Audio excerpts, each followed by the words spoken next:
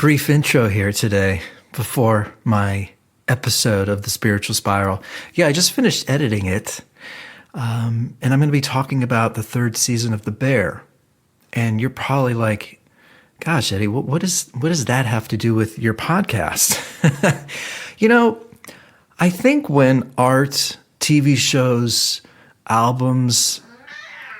there he is, Leo, here to say hi. He ran out. When art is done well, I think it really shapes the culture. I think it shapes other creators. I think it makes creators and people want to do better, want to make something better. I think about the movie Parasite, and all the kids out there that saw that movie, like that was the first foreign film that a lot of kids saw, and they were probably like, man, I feel inspired. I want to make something that good. When a record like Sea Change or Wildflowers is something that I listen to over and over again, it makes me want to make music that good. Now, I don't know if I'll ever be successful at it, but it certainly creates inspiration.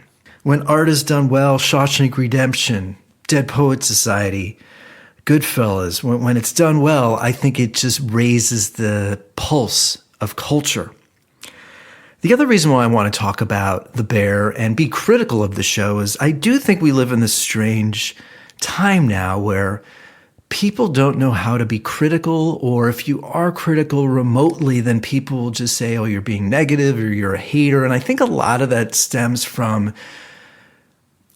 basically people on Twitter just being revolting. And it's so easy just to be an asshole and sort of respond to tweets with like 2 words, just like F you, or be just derogatory or call people names, and not really having a thoughtful discussion.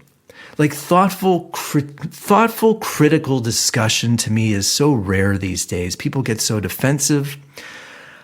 People are really uncomfortable hearing other points of view. There's, Bill Maher, I'm hit or miss, but this last episode, he had Ben Shapiro and Bakari. I forget Bakari's last name, but I was actually impressed because the two of them are completely opposite politically, but there was this really great back and forth between the two of them. It was pretty remarkable to see how civilized discourse can be done when two people don't agree with one another. I found it to be stimulating, so maybe it's worth checking out.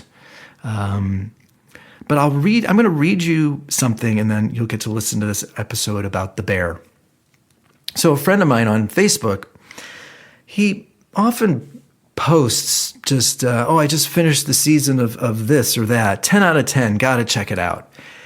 And lo and behold, he posted season 3 of The Bear, great television, great music, and 10 out of 10, check it out. And I don't know, I felt compelled to respond. And now looking back, it probably was a waste of my 5 minutes writing this, because I've noticed social media is not a place to have any sort of intellectual discourse or deep thought.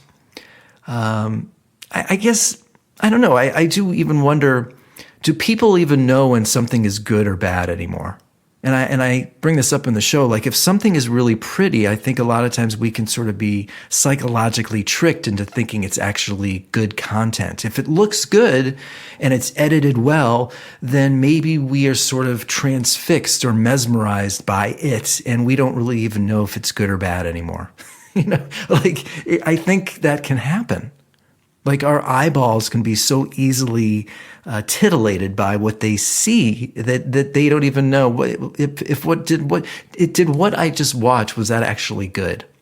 So anyway, he posts this on Facebook, 10 out of 10, and I felt compelled to write this response. Of course, nobody responded to me, probably because it was too long and too filled with context, but I felt I would read it to you, and then you can listen to the rest of the show.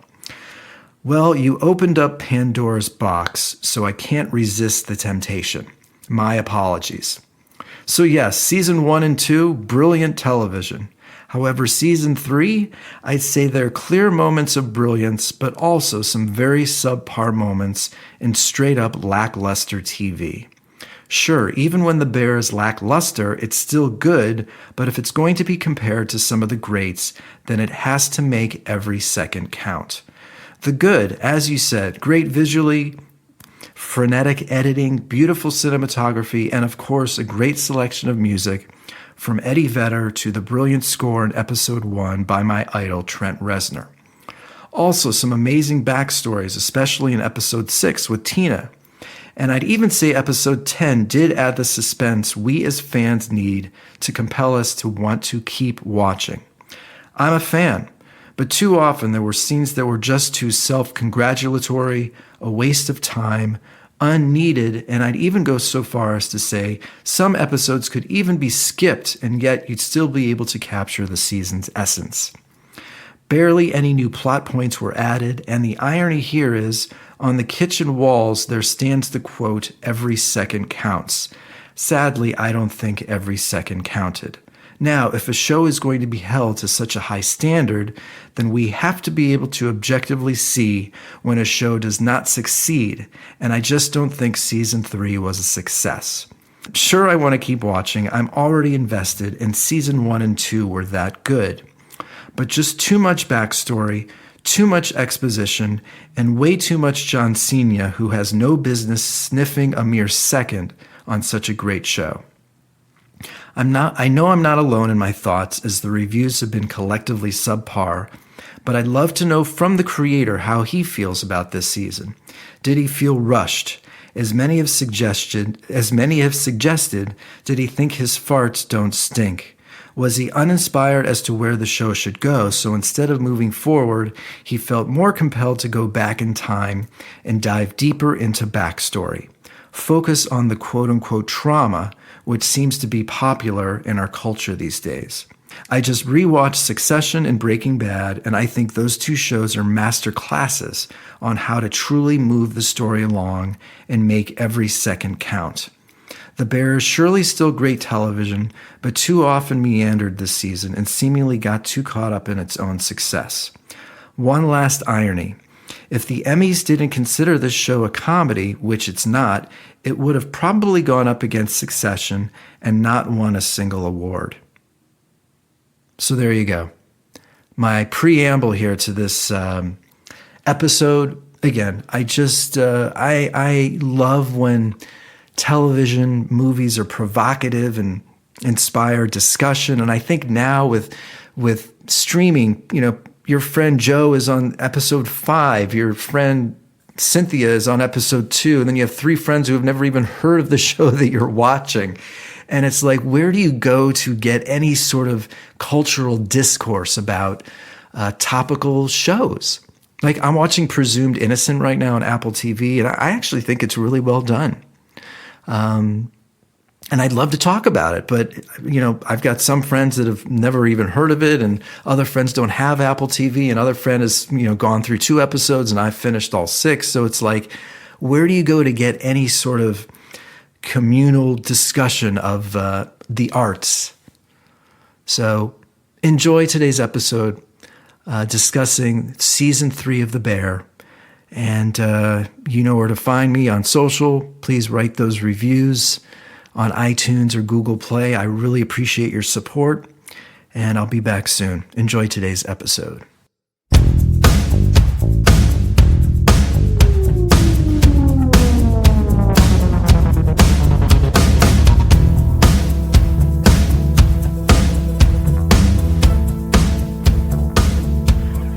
Here we go, Season 5, Spiritual Spiral Podcast. I am Mr. Eddie Cohn. Happy you're here. Yeah, so I have decided to not post podcasts till the end of times. I used to post them sort of pretty much throughout the year, and I've decided to split them up into seasons. So each season will probably last about anywhere from 4 to 8 weeks, maybe 10 weeks, and then I can take a little break. There's just a lot of things happening in my day-to-day life now, so I can't devote as much time to the pod, but I still find it stimulating to try and understand the world that I see. here comes my cat Leo, of course. Leo, how is it possible that every time I press record, you suddenly decide to walk into the studio and make yourself be known? So, I think I'm gonna wait for Leo to stop scratching the carpet. All right, there we go. I think it's appropriate to talk about the third season of The Bear, and it's really multi-layered here.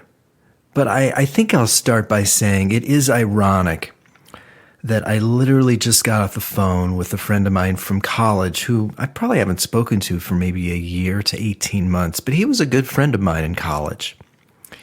And he just reached out to say hello. He mentioned that he had been thinking of me, and he knows how much I love music, and he's a big music fan. And one thing led to another, and he thought of me, and he reached out. And it really made me think a lot about how life is really about relationships and people, finding people that understand you, finding people that you can be who you are and they won't think that you're crazy. Or they may find you crazy, but they find that part of you charming. And, I'll give a quick anecdote before I get into The Bear. So I think there's something really challenging when you're friends with somebody in college, especially if your relation, I think as men or young men or boys, we can act kind of infantile in our 20s. And many of our relationships in college and high school sort of grow through that infantile stage in our lives. And I think it can be really hard for those types of relationships to go on for years, or it's challenging for those relationships to remain intact in your 40s and 50s.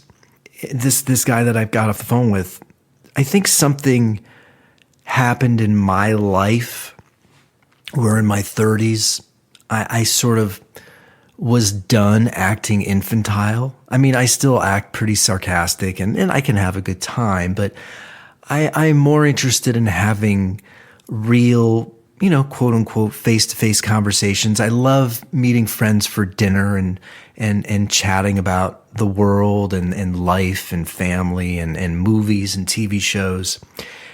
And I think this friend of mine from college, he was just connecting with me even in our 30s in sort of that infantile way, how we behaved in college. And I don't know if I said something or texted something, but I was sort of like, I'm not really interested in that part of our relationship anymore. I would rather have, deeper, I'm not sitting around trying to speak existentially all the time, but I prefer connecting, in a deeper way. And I think it's really challenging for guys who connected in college, through frat parties or through sports or through infantile behavior to grow up. And I think a lot of men never do. And then there are others that sort of reflect on what they want and grow up and change and have deeper relationships. And that's what's happening with my friend from college. There was a moment there where it felt like he was sort of just only connecting or only knew how to connect with me in an infantile way. And I was sort of getting tired of that. That didn't interest me anymore. And I'm really happy to say that we can still act infantile, but we can also we just got off the phone and had a really wonderful 20, 30-minute conversation about life and music and sort of where I'm at creatively, and I can't wait to talk to him more. That I guess my point here and what made the first two seasons of The Bear so good was the relationships and the stories that evolved. And I think where I'm at with this third season of The Bear, now that it's over, and I'm going to be talking about it with friends, and I'm going to play a couple clips from a podcast. We're never going to know why this third season failed. I mean, here's the thing. It's beautiful to look at. It's edited very well. The music is fantastic. The actors all look wonderful. But I am not interested in the beauty of a TV show. I am interested in the characters. I'm interested in the drama, the story, the plot. I mean, I mentioned this, I think on my first podcast, but the Breaking Bad, I just finished rewatching it. That show is a master class on every scene matters. Watch the movie Fatal Attraction. Every scene matters.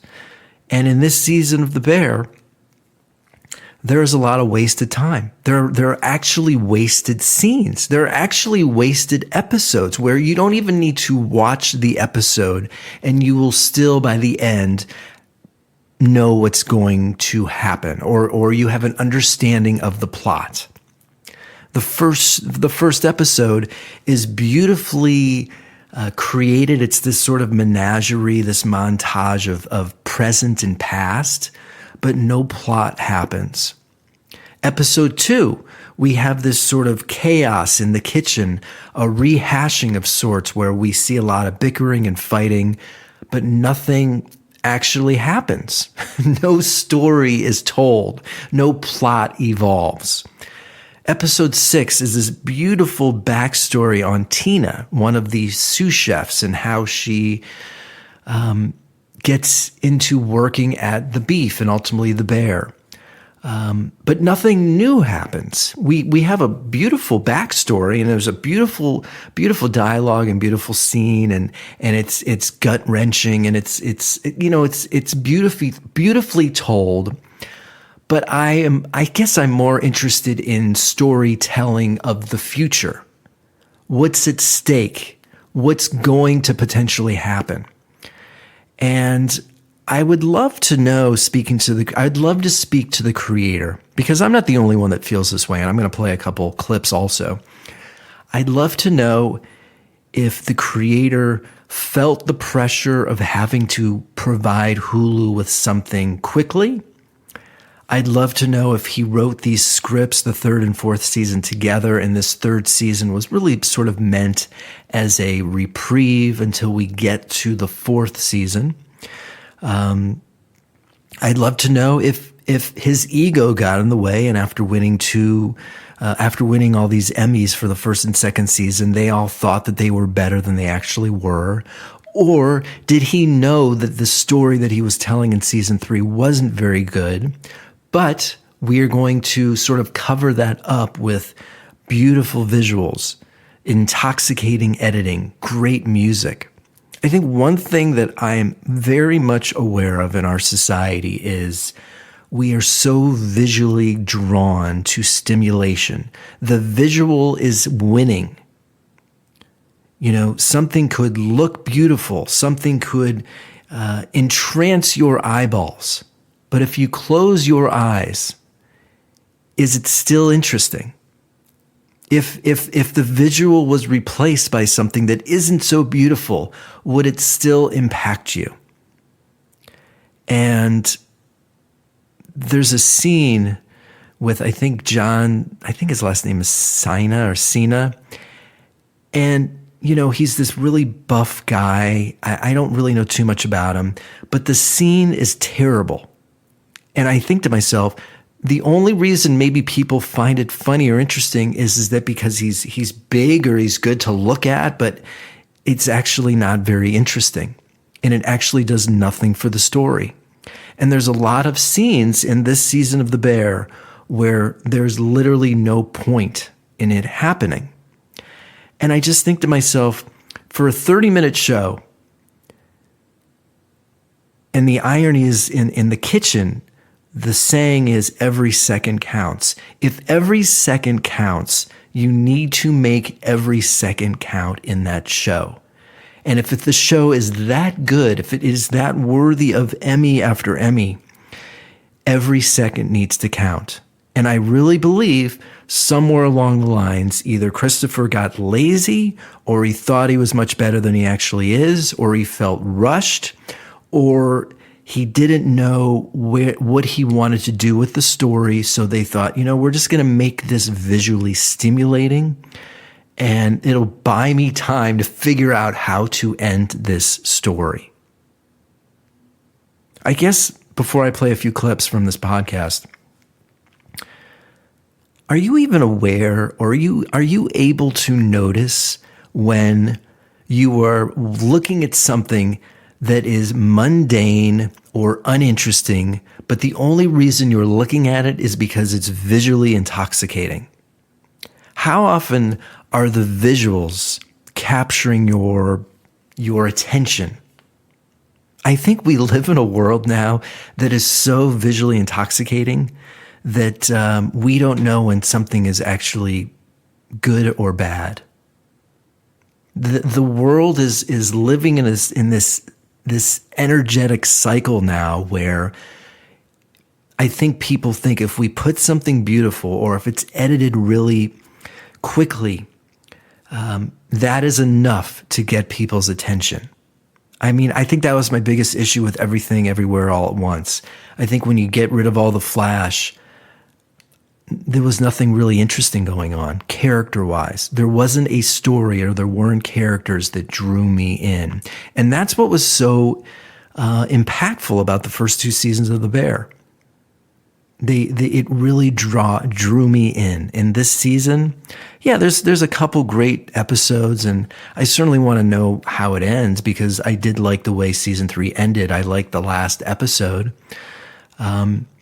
But our time is too valuable, and too many quality people are on that show for it to have too many episodes that are just subpar.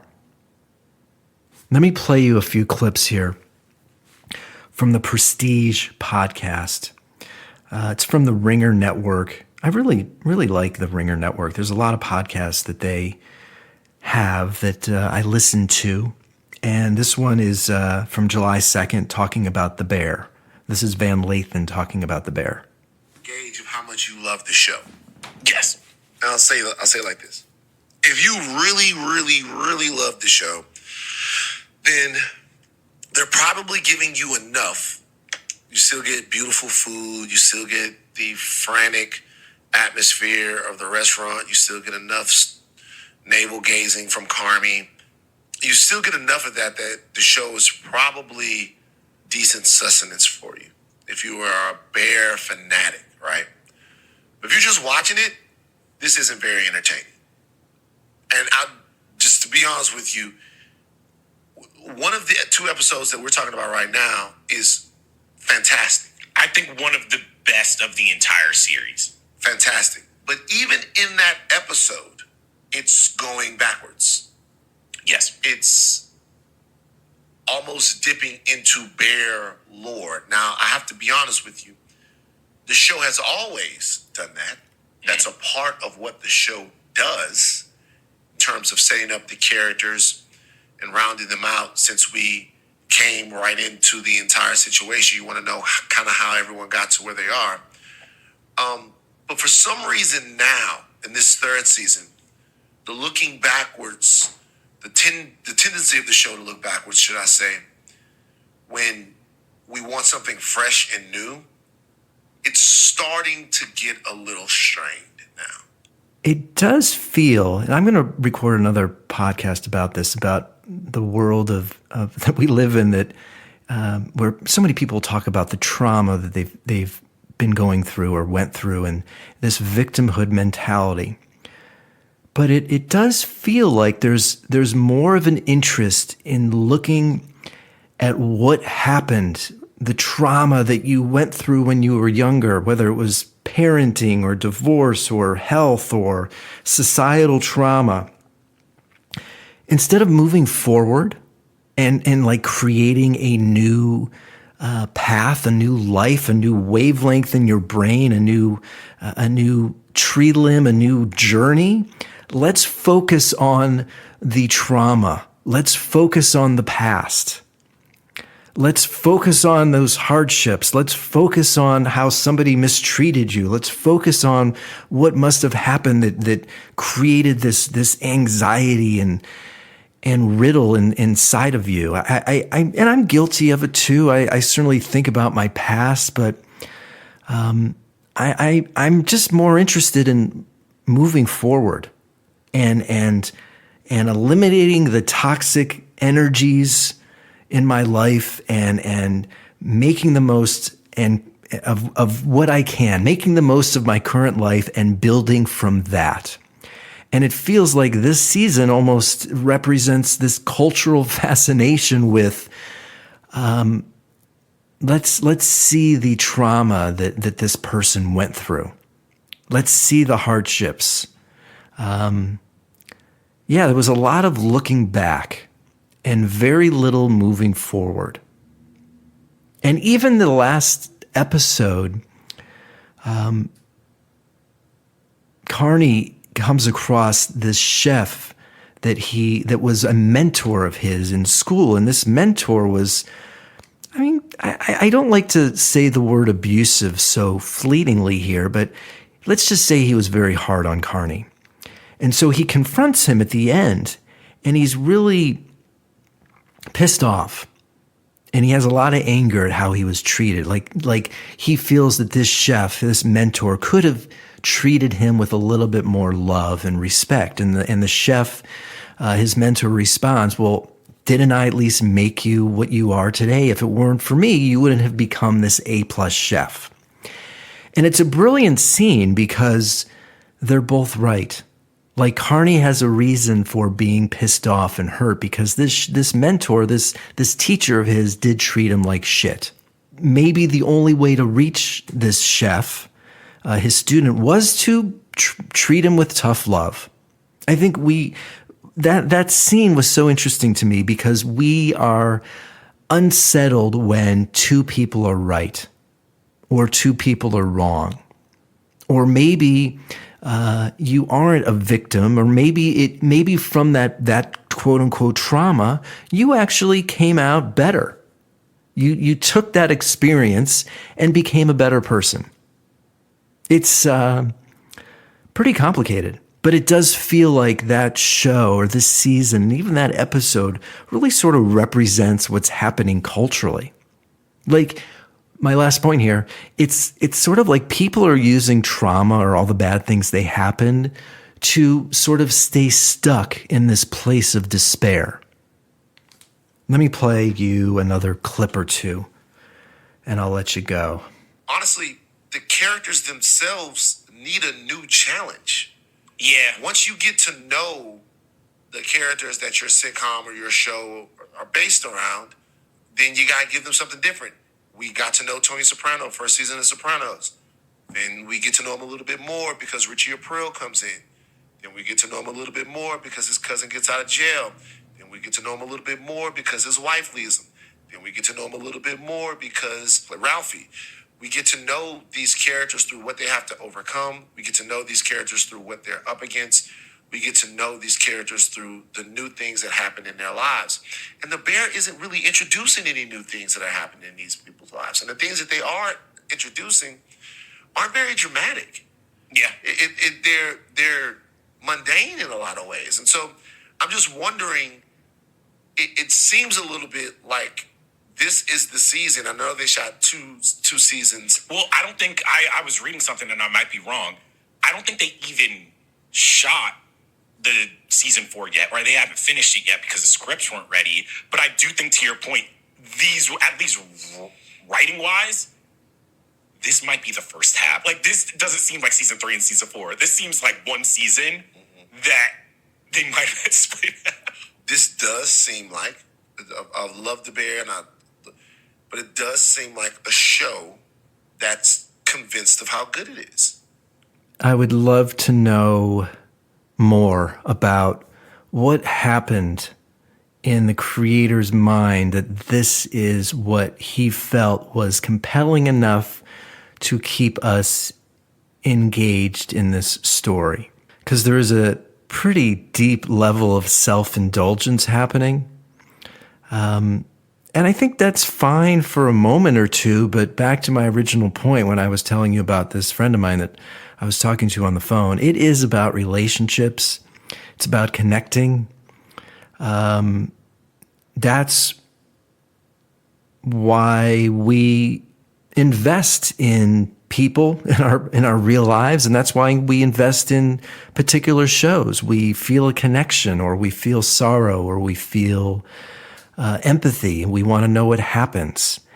We're watching a group of people that are losing a sense of curiosity, a sense of empathy, a sense of wanting to bring out the best in one another. There's a lot of complaining, there's a lot of yelling, and that was all there in the first 2 seasons. But those first 2 seasons also had love and connection, and it was complicated, but you really were invested in what was going to happen. And it feels like this season, the creators are more invested, as I said earlier, in what happened in the past that makes them how they are now, wanting to focus more on the alcoholism or the addiction in the past that made them this way.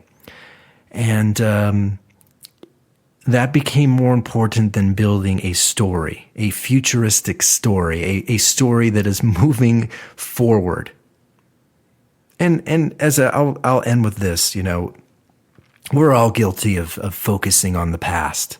We all have anger inside of us, and it's easy to allow that anger to bubble and stay crispy in our bodies when we couple it with our past.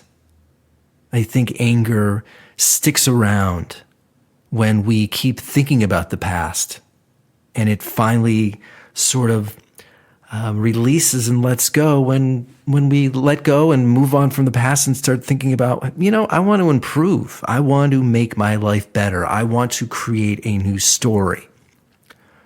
And this is my last point. I keep saying that. My very first podcast from this season, I have this interest in changing. And after a while, if you are doing nothing but thinking about your past traumas or the past bad things that happened to you, how can you possibly change if you keep living through that field of vision where all you want to talk about is your past or what bad thing happened to you? How can you move on? How can you possibly move on and become a happier, different person if all you're doing is living in the past? And maybe we can never let go of the past. Maybe it's impossible based on a variety of reasons that I won't bore you with. But if there is any chance at all of changing and becoming a more evolved version of you, if that's ever going to happen, I think we need to let go of that past, the anger around it. It was a great quote I read on Instagram about letting go of the people. Like, stop. If people are not interested in you, if they're not reaching out to you, then, let them go. Maybe they're just not worth having in your life. If that energy is not propelling you to a better place, maybe it's time to let go. If you are constantly talking about trauma on social media because that's sort of become your identity, then how the fuck can you let it go? How can you possibly change and become somebody new if all you're doing is talking about what happened 15 years ago? So I think the show, oddly, this season has sort of become wrapped up in what happened years ago and not interested in creating a new story. So we'll see what happens in season 4. Look, even when the bear is not great, it's still good television. It's still better than most of the garbage that's out there. But when something is so good, It needs to stay at that level. Succession, Breaking Bad, White Lotus, they made every second count. And The Bear, the first 2 seasons, was at that level. This season, I don't think so. So I'll leave you with that. I'm excited to record a few more episodes. I have a few more things that I want to discuss for this season. You know where to find me on social, at Eddie Cohn or the Spiritual Spiral Podcast. Please share the show with your friends. Maybe write a review on iTunes. And we'll be back soon. As always, thanks so much for listening, supporting, being a part of the Downward Facing Spiritual Spiral Podcast.